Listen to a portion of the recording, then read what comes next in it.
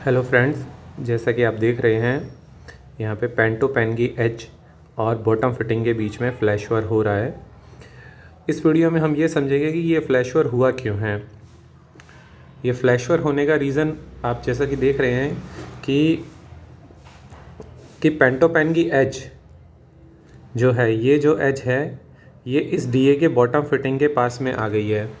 अब ये डीए के बॉटम फिटिंग के पास में क्यों आई है? दैट मीन्स कि पेन टू पेन की एज और डीए की जो ये बॉटम फिटिंग है उसके बीच में क्लियरेंस कम हो गया है और ये क्लियरेंस लेस देन 200 रहा होगा, लेस देन 200 mm, तभी हमारा ये फ्लैश ओवर हुआ है। अब ये क्यों क्लियरेंस कम हुआ? क्योंकि यहाँ पर एक रीज़न ये क्लियर निकल के आ रहा है कि डीए का इम्प्लांटेशन कम रहा है। अब डीए का इम्प्लांटेशन क्यों कम रहा?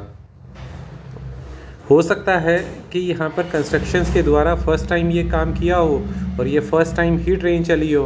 ठीक है, ये फर्स्ट टाइम ट्रेन चली होगी और यहाँ पे इम्प्लांटेशन इस डीए का कम रख दिया होगा, इस सेक्शन को एनर्जाइज़ किया होगा और इस ट्रेन को चलाया होगा और यहाँ पर ये फर्स्ट टाइम चला तो यहाँ पर ये फ्लैश ओवर हो गया क्योंकि उस टाइम पे ध्यान नहीं दिया गया होगा डीए का इम्प्लांटेशन का। या फिर एक ये भी हो सकता है कि डीए का इम्प्लांटेशन तो कंस्ट्रक्शन वगैरह ने सब सही रखा और यहाँ पर जिस ट्रैक पर ये चल रही है ये ट्रेन, उस ट्रैक पे इंजीनियरिंग विभाग द्वारा कुछ काम किया गया हो। ठीक है, इंजीनियरिंग विभाग ने इस ट्रैक को थोड़ा सा टुवर्ड्स इस डीए की तरफ खिसका दिया गया हो, क्योंकि वैसे भी इस डीए का इम्प्लांटेशन 2.5 के अराउंड रहता है, 2.5 या 2.4 के अराउंड रहता है और इसमें माइनर भी चेंजेस करते हैं तो काफ़ी एक चेंजेस आ सकते हैं। ठीक है, इंजीनियरिंग डिपार्टमेंट की तरफ से काम हुआ और इसका कर दिया हो और टुवर्ड्स द डीए आ गया हो और ये हो सकता है। ठीक है, क्योंकि इस वीडियो में आप ये देख रहे हैं कि ये प्लस की आरटी है और यहाँ पे जो स्टैगर निकल के आ रहा है जो आप इस वीडियो से एनालिसिस कर रहे हैं +300 है ना, अराउंड लग रहा है +300 है, क्योंकि इस एस से आपको पता चल पा रहा है कि +300 है। और +300 का हम इम्प्लांटेशन कहाँ रखते हैं? इनसाइड कर्व में। ये भी रीज़न हो सकता है कि ये जो ट्रेन चल रही है वो किसी कर्व पे चल रही होगी, यार्ड के अंदर कोई कर्व होगा। ठीक है, उस कर्व पे चल रही होगी और इंजीनियरिंग डिपार्टमेंट के द्वारा सुपर एलिवेशन को इंक्रीज़ कर दिया होगा। ठीक है, क्योंकि ट्रैक को स्ट्रेंथनिंग करते हैं, स्पीड को इंक्रीज़ करते हैं, तो उसका एक होता है कि सुपर एलिवेशन को इंक्रीज़ किया होगा कुछ परसेंटेज में। ठीक है, तो सुपर एलिवेशन को इंक्रीज़ किया तो ये जो ट्रेन हो गई वो टुवर्ड्स द डीए झुकी होगी और ये पेंटो भी झुका होगा और उसकी वजह से ये क्लियरेंस कम हो गया।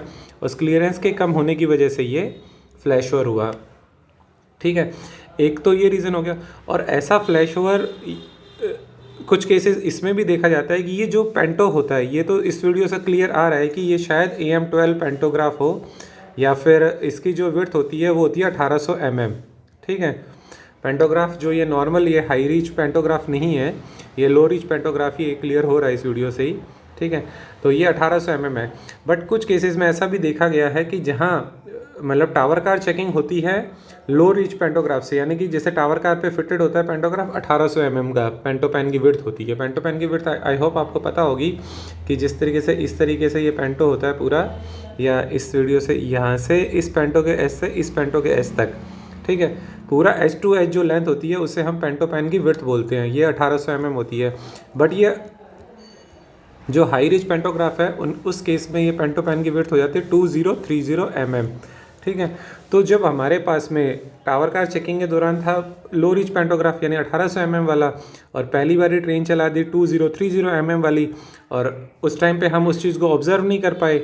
ठीक है, और फर्स्ट टाइम पे ये चला 2030 वाला वाला पेंटो पेन की विड्थ वाला, और इस तरीके से क्लियरेंस कम हुआ और क्लियरेंस कम होने की वजह से फ्लैश ओवर हुआ। बट इसमें ये वाला रीज़न तो नहीं है क्योंकि ये पेंटोग्राफ ज़्यादा विड्थ वाला नहीं है। ठीक है, आई होप इस वीडियो से आपको क्लियर हो गया होगा कि importance of DA implantation in the yard.